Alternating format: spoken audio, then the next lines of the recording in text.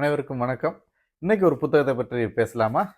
இன்னைக்கு நான் பேசுறதுக்காக தேர்ந்தெடுத்த புத்தகம் வந்து ரொம்ப முக்கியமான புத்தகம். ஏன்னா, தமிழின் முதல் நாவல் இதுதான். பிரதாப முதலியார் சரித்திரம் எழுதியவர் மாயூரம் வேதநாயகம் பிள்ளை.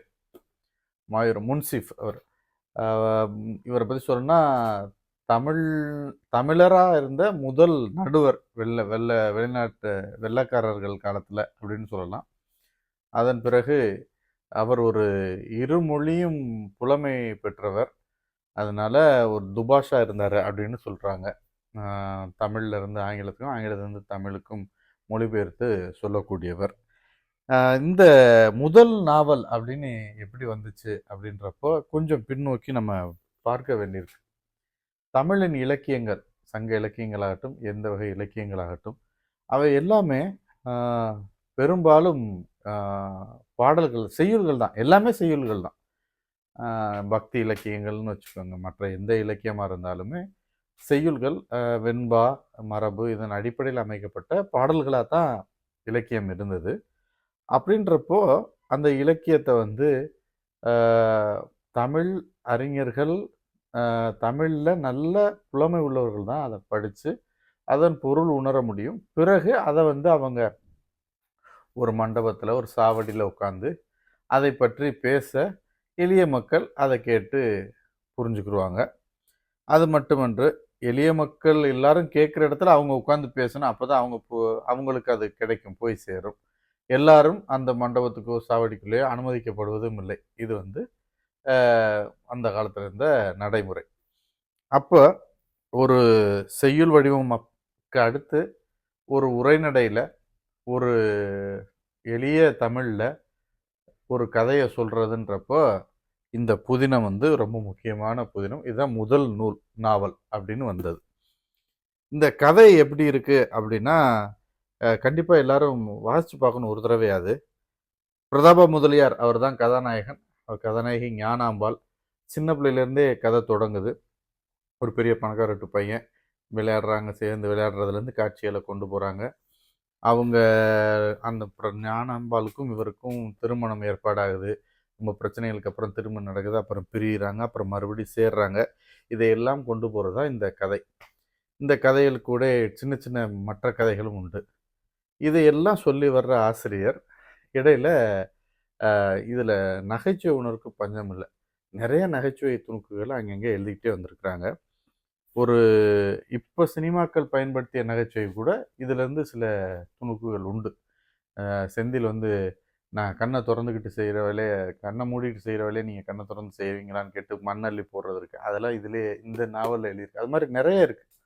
ஒரு ம் ஒரு போர் வீரன் வந்து தன்னை பற்றி பெருமையா பேசுறதா பேசும்போது, அவனுடைய கால வெட்டிட்டேன் அப்படின்னு சொல்லுவாரு. அப்ப ஏன்டா தலைவர் கால அதான் தலைய யாரோ வெட்டிட்டு போயிட்டாங்களே அப்படின்ற மாரிலாம் இருக்கும். இப்படியாக நகைச்சுவைகள், அ துணுக்குகள் நிறைந்த ஒரு முழு நீள நாவல். இப்ப இவங்க சரியா இப்ப 2014ல பிரிண்ட் பண்ணப்போ 365 பக்கங்கள் இருக்கு. இந்த நூல் முதல்ல பிரிண்ட் பண்ணது 1879ல. இந்த நூல பற்றி படிக்கும்போது, எனக்கு என்ன மாரி பிரச்சனைகள் ஏற்பட்டதுன்னா, ஆ இது செய்யுள்ல இருந்து மாறுபட்டு எல்லா மக்களுக்கும் போகணும்ன்றதுக்காண்டி தான் இந்த தமிழ்ல எழுதியிருக்கிறாங்க. அப்படின்றப்ப 1879களின் தமிழ் இருக்கே, அதுவே ரொம்ப கடினமா இருக்கு. நிறைய சமஸ்கிருத சொற்கள் கலந்து தான் இந்த நூல் எழுதப்பட்டிருக்கு. அத படிக்கும்போது நிறைய இடங்கள்ல எங்க திருப்பி எப்படி பார்த்தாலும் அந்த சொற்கள் வந்து இருக்கு. இருந்தாலும் எளிய தமிழ் தான் நம்ம படிச்சா புரிஞ்சுக்கிற தமிழ்ல இருக்கு. அந்த காலத்துல அவர் வாழ்ந்த காலகட்டத்துல இருந்த தமிழ்ல அவர் எழுதியிருக்கிறாரு. அப்போ இவ்வளோ கலப்பு இருந்திருக்கு. அந்த மொழியின் கலப்பு இருந்திருக்கு. இந்த நூல் ஆ ஒரு தடவ வாசிச்சு பார்க்கணும் அப்படின்றதுக்கு நான் சொல்லும் காரணமா கூறுவது முதல் நூல். அது மட்டும் இல்ல, ஒரு முதல் நூல்னு சொல்ல முடியாத அளவுக்கு மிகச் சிறப்பான ஒரு அருமையான கதைய ஒரு புதினமா இவ்வளவு நீளமா எழுதியிருக்கிறாங்க. கிளை கதைகளோடயே சேர்ந்து வருது.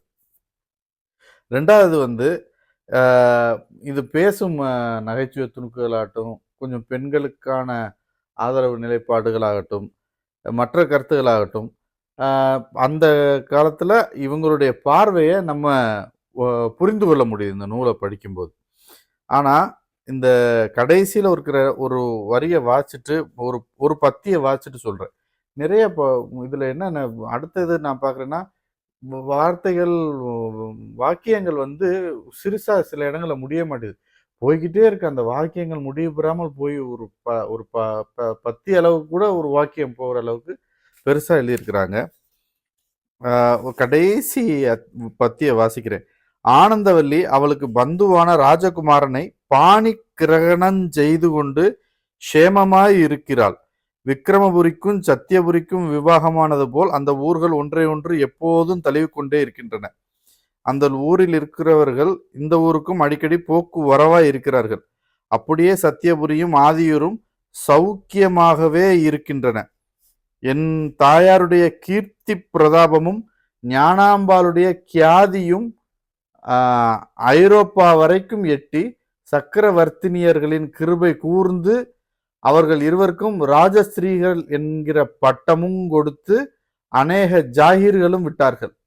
தெய்வானுக்கிரகத்தினாலும் உங்களுடைய ஆசீர்வாத மகிமையினாலும் நாங்கள் சகல சாம்ராஜ்யங்களையும் பெற்று சந்தோஷமாக ஜீவிக்கிறோம். இந்த சரித்திரத்திலே பிரஸ்தாபிக்கப்பட்ட பலரும் இந்த நிமிஷம் வரையில் ஒரு குறையும் இல்லாமல் சுகஜீவிகளாய் இருக்கிறார்கள்.